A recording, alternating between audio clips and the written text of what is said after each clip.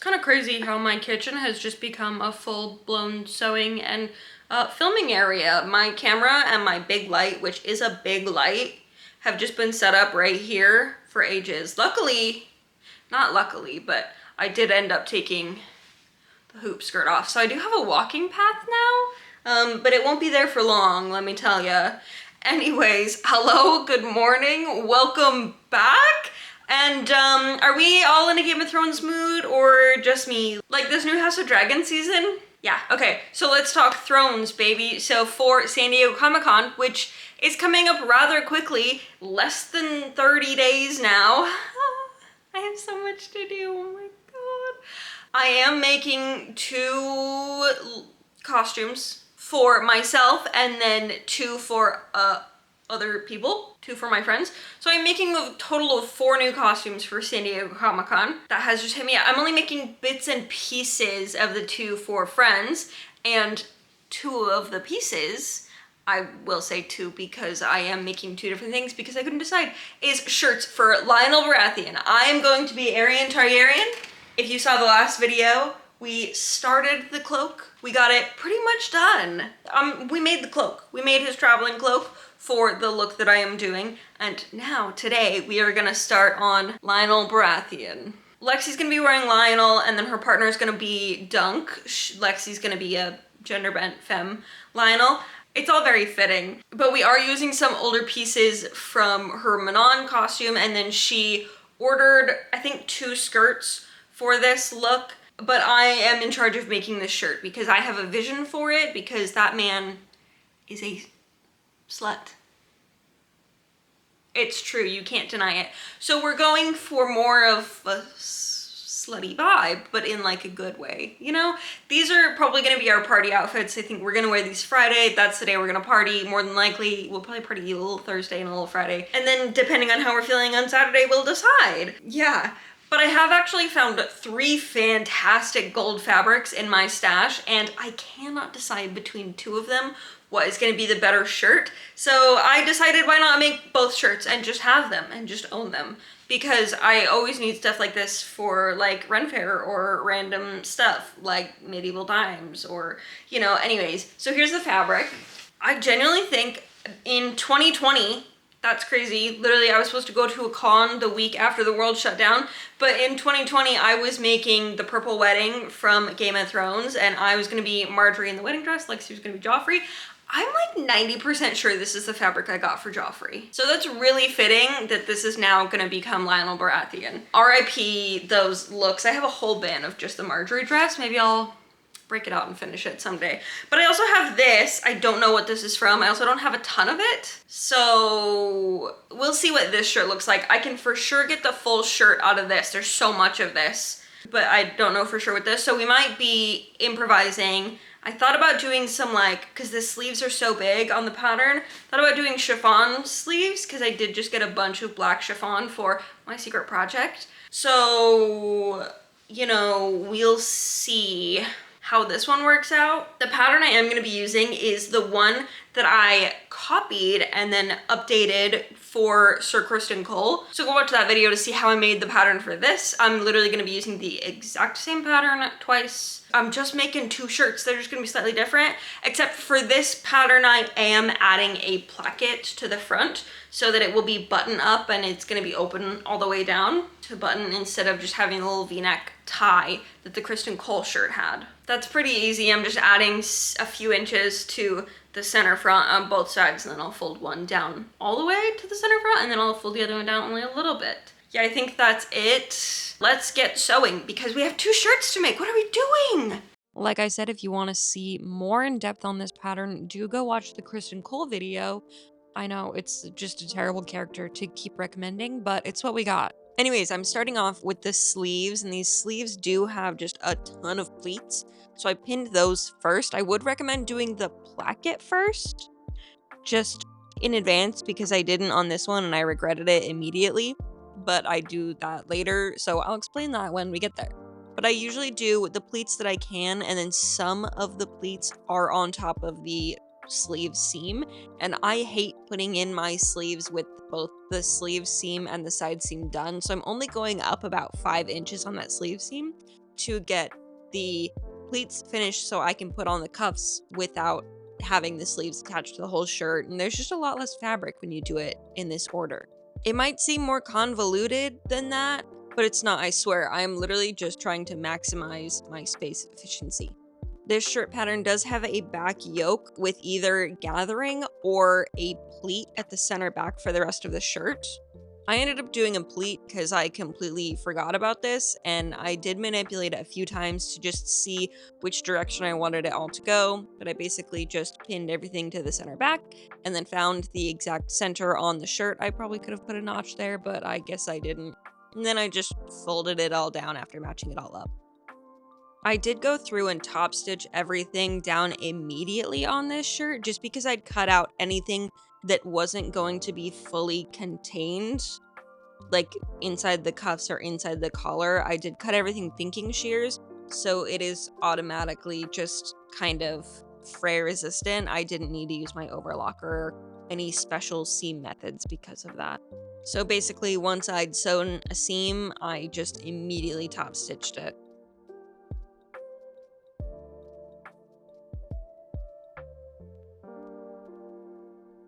Okay, so this is what I'm talking about when I'm talking about the sleeves. This sleeve does have gathering at the top where it meets the shoulder, and it is just kind of a varied amount in there, but I did find the half of that to attach it to the shoulder and line it up, and then I sewed that.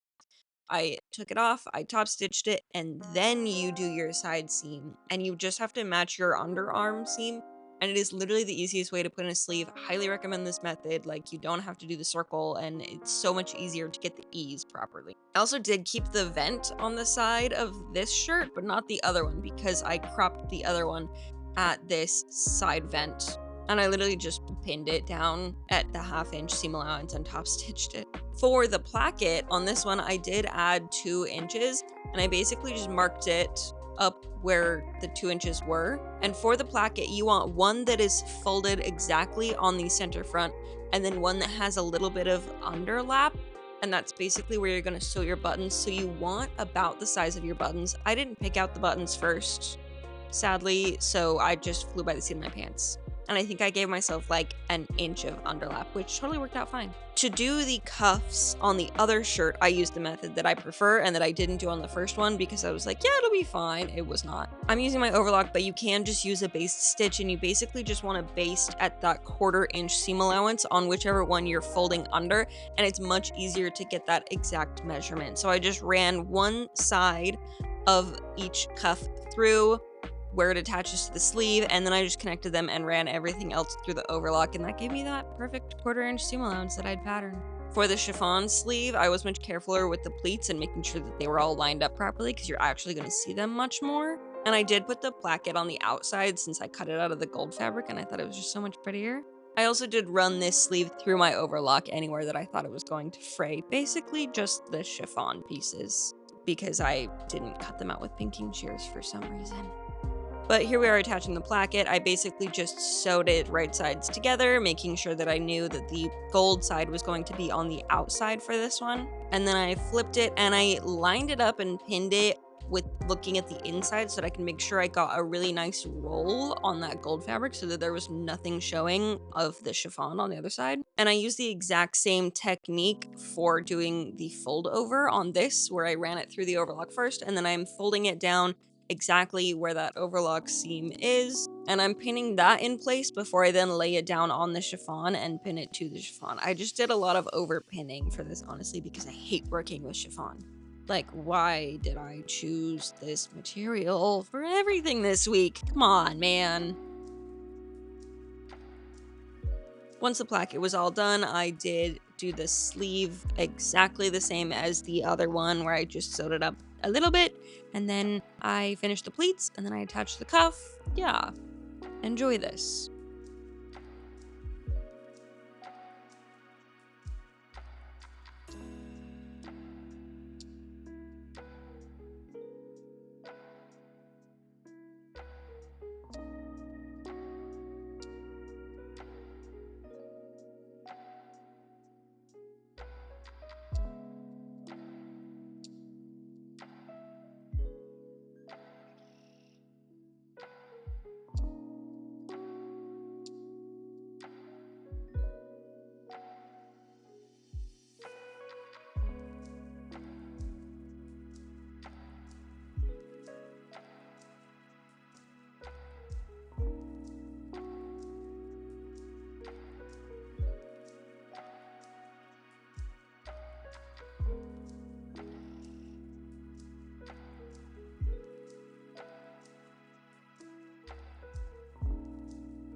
One thing I did change when I was doing this shirt compared to the other one was I completely forgot that there was gathers on the front shoulder, so I didn't feel like undoing that once I was already here, and I decided to just make that into a pleat, which was totally fine.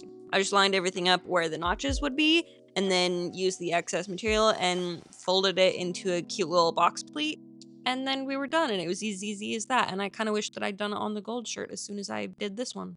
I guess the other gold shirt. They're both gold. You get what I mean.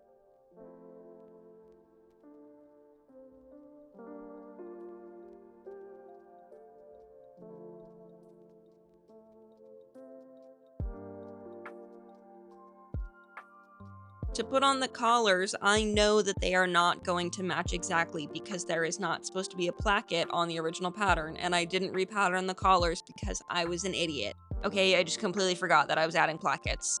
So I lined it up with the shoulder seams and the back, and I sewed the back separately. And once the back was all sewn, I did just go through and do the front separately. And I once again used that exact same technique of folding it along the overlock and then matching it up and creating a little sandwich so it's all nice and finished, and I'm so happy it's all finished. I then went through my button stash and pulled out just a few buttons that I kind of liked and that matched the vibe. You want to put the buttons on the underlap, so it's the side that extends past the center front, and your buttonholes go on the side that is on top. Technically, there is a feminine way and a masculine way to do this for shirts. One side is supposed to go on top if it's a men's, the other side if it's women's. I didn't do that. I just kind of went based on vibes, honestly. If you couldn't tell, this was all based on vibes, but I did just do a basic buttonhole on my machine, and I hate doing those, so yeah, you don't get to see much. Anyways, enjoy. Yay! Shirts, man. I've never actually tried Nalani. I got two because they were like 2 for $5 or whatever.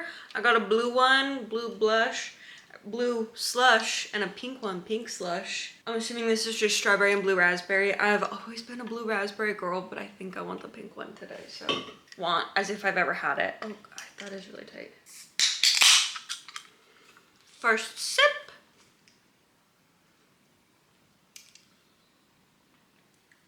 Oh, it is so sweet. I guess I should also say I'm a Red Bull girly, so wow.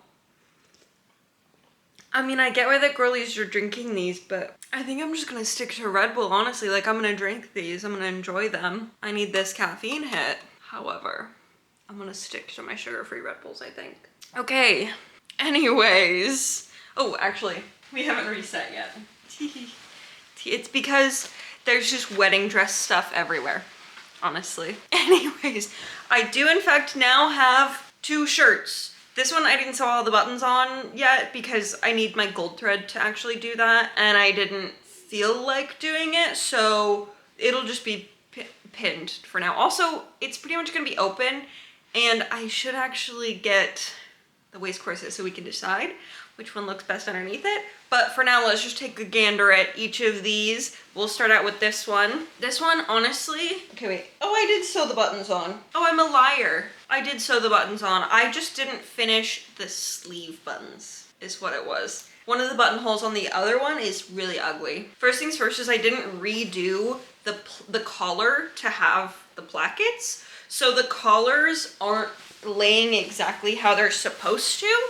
Also, this is not a shirt that will be worn underneath that. I also will not be wearing it, but if you can just picture, like, you know, maybe a little sleeves rolled up moment, because honestly, I think that that is the vibe. I like made this really nice, fully done shirt, and with the intention of rolling the sleeves, honestly. Also, I really just wanted to make 2 shirts so that I could just have these in the stash now. And I didn't sew on the buttons properly. I didn't put a shank underneath these ones. They are just completely flat.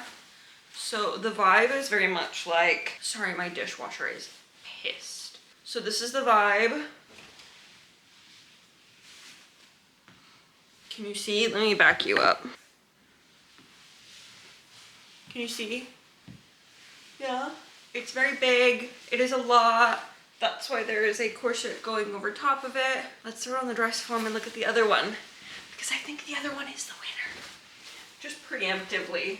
I am also not wearing these, so it is not fully up to me. But this one, I think that the chiffon sleeves and the chiffon back are going to do this one a lot more justice. This one is also shorter, even though it is going underneath. And I did also finish the sleeves. So on the sleeves, I put on these bigger buttons, and then I just did these little, like, they're supposed to be like temporary strands where you kind of like knot the thread over itself, but then you can just use them as a buttonhole. I love it. My hand is coming out of the placket on the sleeve. So it just loops over, see? Because our goal with this was very much open chest.